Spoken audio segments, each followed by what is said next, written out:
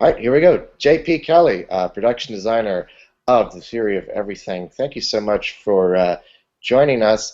My first question is, what was the biggest challenge that faced you as the production designer of this film? Well, what was interesting design-wise about this story, amongst other things, of course, was the passage of time. The film spans from the early 1960s until the late 1980s. So that's quite a challenge for a design team, and obviously a lot of fun as well. The difficulty came really with the setting, which was an academic Cambridge a world that we were inhabiting, and that really hasn't changed very much in 500 years, let alone in 30 years. So it was going to be interesting to see how we could very, very subtly change that as a team and show that passage in time. That involved quite a big collaboration between all the creatives to make that happen, so that at no point did it jump through time too radically, and at no point did you feel like you'd left the world you were inhabiting, which was this timeless academia. So we did that by changing colours very gradually, and obviously modernising very gradually as well. But took turns to change character details. Whether Jan changed the hairstyle, I would maybe keep the wallpapers the same, and then move them to a bigger flat, and then the details of the characters wouldn't change that much. So what was happening sort of parallel to this passage of time, of course, was that Stephen's internal world and his body were shutting down. So he was inhabiting internally a smaller space, but of course his fame and notoriety was growing. So the world around him was expanding enormously, as he became a kind of a global figure that he is at the end. So that was one of the challenges, was how we could balance those two things that were happening, I suppose, with Stephen. He starts in a very enclosed world of academia, of bunk beds in wood panelled rooms in ancient colleges, to dusty classrooms and so on, until he meets Jane, and his world starts to become bigger. They move to a house. They eventually live in a very big spacious apartment that's really airy and bright, and his small classrooms have kind of transformed into huge auditoriums full of thousands of people from around the world. So there was design challenges, and an exciting one, I suppose. Right, and you had the access to shoot at a lot of actual locations that the real Stephen Hawking inhabited when these events took place. Can you talk about I guess, the voodoo of shooting on location? How that affected your work? Yeah, well, we actually had a very limited time in Cambridge itself, even though the entire film is set in Cambridge. We shot there for just a week. So we really, we really only got to shoot exteriors there, and because we had this very big set piece of the May Ball, which was actually fictional, even though they do have something similar to those May Balls every year, we really only got to shoot exteriors. So everything else was pretty much recreated either on location in London or in the studio in London. We were very fortunate that we had access to Jane Hawking, and she allowed us to see the house where they had first lived, which she still owns. She rents it out, but she still owns it. So we were able to have a look at it and measure it up to recreate it in the studio. And then we actually shot the genuine exterior, which was great. In terms of the other locations, the Rutherford Laboratory, which was this famous laboratory in Cambridge, which was where the atom was first split, and there's a sort of a eureka moment in the film for Stephen when he's left alone there and realizes that maybe he's got something to give to the scientific world as well. Unfortunately, that laboratory had been moved from its original building in the 1970s, so this hugely important room of, I suppose, international importance was no more. But we were fortunate. We found there was some Pathé newsreel footage of it, because there was very little photographic evidence of it, but some really terrific newsreel evidence. And and with that, we recreated it in London.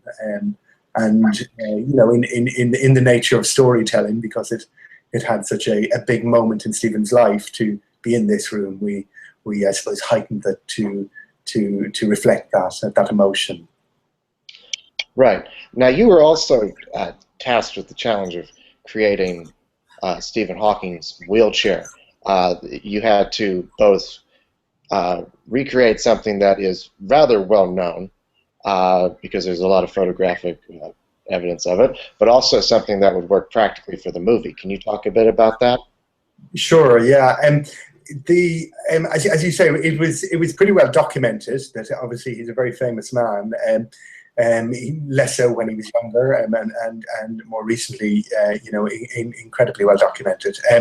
So there were different stages to the wheelchair, which you know began as an NHS, the National British Health Service, you know, standard wheelchair.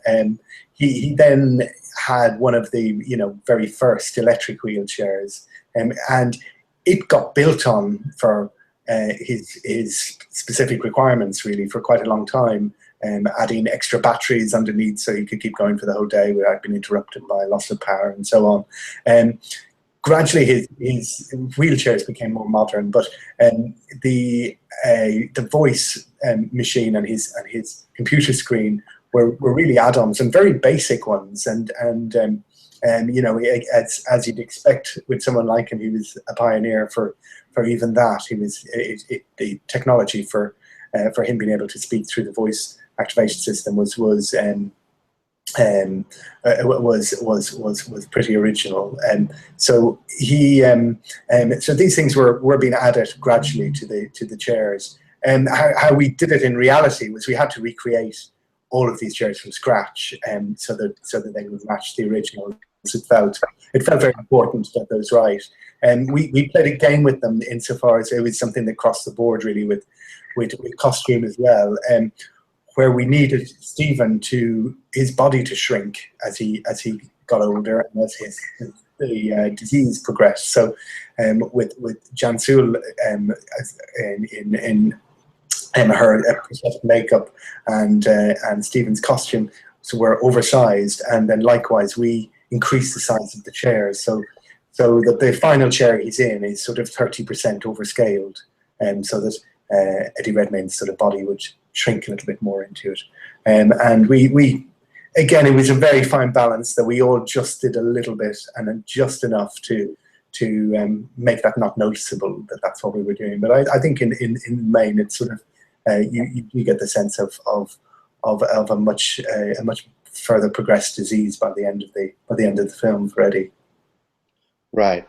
I just want to talk a bit about you mentioned the May ball that's in the first third of the movie. Very difficult sequence to shoot. Now, I was talking to the DP, Benoit Delhomme, and he said that you only had 2 days to shoot that. That's right. So, how do you do that as a production designer with your team? How do you get something like that from your end done in 2 days? Yeah, it was a logistical challenge, no doubt. We were in this incredibly precious setting, which really hadn't had very much filming, and they were obviously very, very worried about something of the scale of a May ball appearing on their beautiful manicured lawn. So just getting everything in there was a huge challenge. We had carousels and merry-go-rounds and huge marquees and so on that we needed to bring on site. We also had the other restriction of really just having this 1 week in Cambridge. It was the first week of filming, so we had 2 days to get in and get this thing set up. But they were also 2 days we were filming in other parts of the same college. So there was these huge cranes passing by with parts of carousels on them at the back of shop that we had to hold. So it was very tricky to get it all there. I mean, we made a decision fairly early on that we wanted to create a super magical moment in the film. It was the moment where they fell in love, and it couldn't be it couldn't be bright and magical enough. And we really liked the idea of kind of twinkling lights and making it very much about practical lighting to create, I suppose, some sort of a sense of a starry night and a sparkling evening. So it was a challenge to get it up. We got it there. We were blessed with very good weather, and the 2-night shoots went really well, and were very, very special. Ended with this huge fireworks display that we celebrated Stephen Hawkins really for the whole of Cambridge, and he attended that night as well, which was very, very special so early on in the film to get the stamp of approval from the big man. And he was gobsmacked by the Maypole, just of the scale of it, and I think it was kind of where everyone realised that this wasn't a little biopic. It was something very celebratory of his life. You know? Well, it was certainly a magnificent sequence of the film. Well, I think that's all the time that we have. Thank you very much for taking the time to talk with me. This was very informative. Great. Congratulations on the film. Thank you. Thank you very much. Nice to meet you. It's nice meeting you too. Thank you. Bye-bye. Bye now.